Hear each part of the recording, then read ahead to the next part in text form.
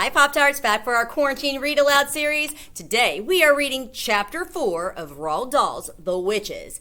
Chapter 4 is pages 34, we have to look at our table of contents, 34 through 46, and it is entitled The Grand High Witch. Hope you love it. The Grand High Witch. The next day, a man in a black suit arrived at the house carrying a briefcase, and he held a long conversation with my grandmother in the living room. I was not allowed in while he was there, but when at last he went away, my grandmother came in to me, walking very slowly and looking very sad. "That man was reading me your father's will," she said. "What is a will?" I asked her. "It is something you write before you die," she said, "and in it you say who is going to have your money and your property. But most important of all, it says who is going to look after your child if both the mother and father are dead." A fearful panic took hold of me. "It did say you, Grandmama," I cried. "I don't have to go to somebody else, do I?" "No," she said, "your father would never have done that. He asked me to take care of you for as long as I live.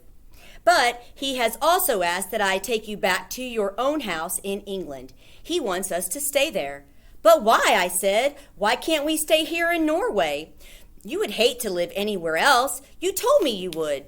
"I know," she said, "but there are a lot of complications with money and with the house that you wouldn't understand. Also, it is said in the will that although all your family is Norwegian, you were born in England and you have started your education there, and he wants you to continue to go to English schools." "Oh, Grandmama," I cried, "you don't want to go and live in our English house. I know you don't." "Of course I don't," she said, "but I am afraid I must. The will said that your mother felt the same way about it, and it is important to respect the wishes of the parents." There was no way out of it. We had to go to England, and my grandmother started making arrangements at once. "Your next school term begins in a few days," she said, "so we don't have any time to waste."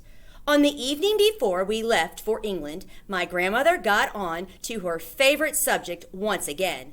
"There are not as many witches in England as there are in Norway," she said. "I'm sure I won't meet one," I said.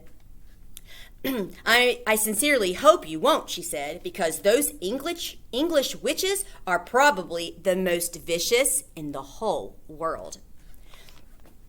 As she sat there smoking her foul, nasty cigar and talking away, I kept looking at the hand with the missing thumb. I couldn't help it. I was fascinated by it, and I kept wondering what awful thing had happened that time when she had met a witch. Must have been something absolutely appalling and gruesome, otherwise she would have told me about it. Maybe the thumb had been twisted off, or maybe she had been forced to jam her thumb down the spout of a boiling kettle until it was steamed away. Or did someone pull it out of her hand like a tooth? I couldn't help trying to guess. "Tell me what those English witches do, Grandmama," I said. "Well," she said, sucking away at that stinking cigar, "their favorite ruse is to mix up powder that will turn a child into some creature or other that all grown-ups hate." "What sort of creature, Grandmama?" "Often it's a slug," she said. "A slug is one of their favorites. When the grown-ups step on the slug and squish it without knowing it's a child."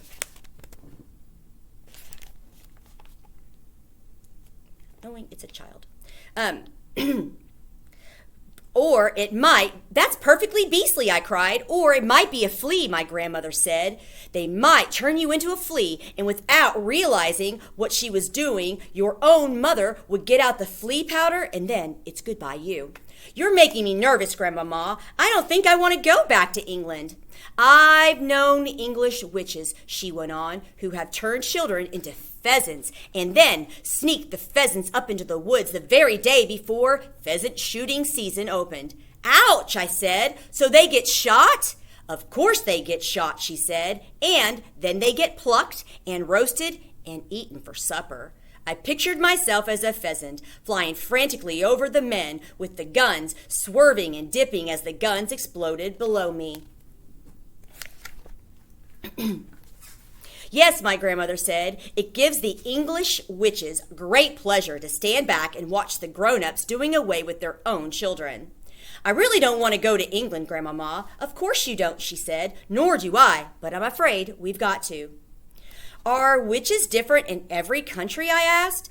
Completely different, my grandmother said, but I don't know much about the other countries. Don't you even know about America? I asked. Not really, she answered, although I have heard it said that over there the witches are able to make the grown-ups eat their own children. Never, I cried. Oh no, Grandmama, that couldn't be true.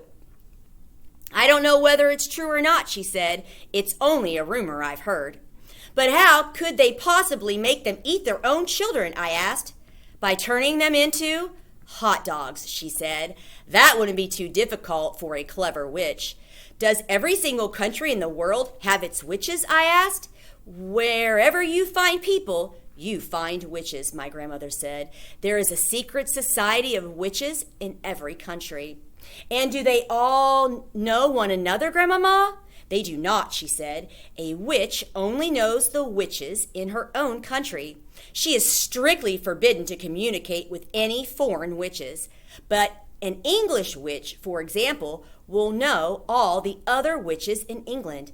They are all friends. They ring each other up. They swap deadly recipes. Goodness knows what else they talk about. I hate to think. I sat on the floor watching my grandmother. She put her cigar stub in the ashtray and folded her hands across her stomach. Once a year, she went on, the witches of each separate country hold their own secret meeting. They all get together in one place to receive a lecture from the Grand High Witch of all of the world. From who? I cried. She is the ruler of them all, my grandmother said. She is all-powerful. She is without mercy. All other witches are petrified of her. They see her only once a year at their annual meeting. She goes there to whip up excitement and enthusiasm and to give orders. The Grand High Witch travels from country to country attending these annual meetings. Where do they have these meetings, Grandmama? There are all sorts of rumors, my grandmother answered. I have heard it said that they just book into an hotel like any other group of women who are holding a meeting. I have also heard it said that some very peculiar things go on in the hotels they stay in. It is rumored that the beds are never slept in, that there are burn marks on the bedroom carpets, and that toads are discovered in the bathtubs, and that down in the kitchen, the cook once found a baby crocodile swimming in a saucepan of soup.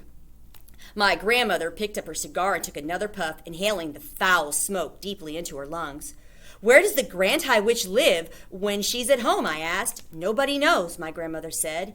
If we knew that, then she could be rooted out and destroyed. Witchophiles all over the world have spent their lives trying to discover the secret headquarters of the Grand High Witch. What is a witchophile, Grandmama? A person who studies witches and knows a lot about them, my grandmother said. Are you a witchophile, Grandmama? I am a retired witchophile, she said. I am too old to be active any longer, but when I was younger, I traveled all over the globe trying to track down the Grand High Witch. I never even came close to succeeding. Is she rich? I asked. She's rolling, my grandmother said, simply rolling in money. Rumor has it that there is a machine in her headquarters which is exactly like the machine the government uses to print the banknotes you and I use. After all, banknotes are only bits of paper with special designs and pictures on them. Anyone can make them who has the right machine and the right paper. My guess is that the Grand High Witch makes all the money she wants and dishes it out to witches everywhere. What about foreign money? I asked. Those machines can make Chinese money if you want them to, my grandmother said. It's only a question of pressing the right button. But Grandmama, I said, if nobody has ever seen the Grand High Witch, how can you be so sure she exists? My grandmother gave me a long and very severe look. Nobody has ever seen the devil, she said, but we know he exists. The next morning, we sailed for England, and soon I was back in the old family house in Kent, but this time with only my grandmother to look after me. Then the Easter term began, and every weekday I went to school, and everything seemed to have come back to normal again. Now, at the bottom of our garden, there was an enormous conker tree, and high up in its branches, Timmy, my best friend, and I started to build a magnificent tree house. We were able to work on it only at the weekends, but we were getting along fine. We had begun with the floor, which we built by laying wide planks between two quite far apart branches and nailing them down. Within a month, we had finished the floor. Then we constructed a wooden railing around the floor, and that left only the roof to be built. One Saturday afternoon, when Timmy was in bed with the flu, I decided to make a start on the roof all by myself. It was lovely being high up there in that conker tree, all alone, with the pale young leaves coming out everywhere around me. It was like being in a big green cave, and the height made it extra exciting. My grandmother had told me that if I fell, I would break a leg, and every time I looked down, I got a tingle along my spine. I worked away nailing the first plank on the roof. Then suddenly, out of the corner of my eye, I caught sight of a woman standing immediately below me. She was looking up at me and smiling in the most peculiar way. When most people smile, their lips go out sideways. This woman's lips went upwards and downwards, showing all her front teeth and gums. The gums were like raw meat. It is always a shock to discover that you are being watched when you think you are alone. And what was this strange woman doing in our garden anyway? I noticed that she was wearing a small black hat, and she had black gloves on her hands, and the gloves came nearly up to her elbows. Gloves! She was wearing gloves! I froze all over. I have a present for you, she said, still staring at me, still smiling, still showing her teeth and gums. I didn't answer. Come down out of that tree, little boy, she said, and I shall give you the most exciting present you've ever had. Her voice had a curious rasping quality. It made a sort of metallic sound, as though her throat was full of drawing pins. Without taking her eyes from my face, she very slowly put one of those gloved hands into her purse and drew out a small green snake. She held it up for me to see. It's tame, she said. The snake began to coil itself around her forearm. It was brilliant green. If you come down here, I shall give him to you, she said. Oh, Grandmama, I thought, come and help me. Then I panicked. I dropped the hammer and shot up that enormous tree like a monkey. I didn't stop until I was as high as I could possibly go. And there I stayed, quivering with fear. I couldn't see the woman now. There were layers and layers of leaves between her and me. I stayed up there for hours, and I kept very still. It began to grow dark. At last I heard my grandmother calling my name. I'm up here, I shouted back. Come down at once, she called out. It's past your supper time. Grandmama, I shouted. Has that woman gone?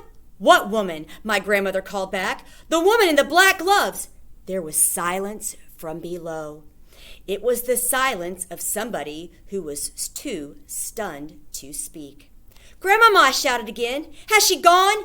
Yes, my grandmother answered at last. She's gone. I'm here, my darling. I'll look after you. You can come down now. I climbed down. I was trembling. My grandmother enfolded me in her arms. I've seen a witch, I said. Come inside, she said. You'll be all right with me. She led me into the house and gave me a cup of hot cocoa with lots of sugar in it. Tell me everything, she said. I told her. By the time I had finished, it was my grandmother who was trembling. Her face was ashy gray, and I saw her glance down at the hand of hers that didn't have a thumb. You know what this means, she said. It means that there is one of them in our district. From now on, I'm not letting you walk alone to school. Do you think she could be after me specially, I asked. No, she said, I doubt that. One child is as good as any other to those creatures. It is hardly surprising that after that I became a very witch-conscious little boy.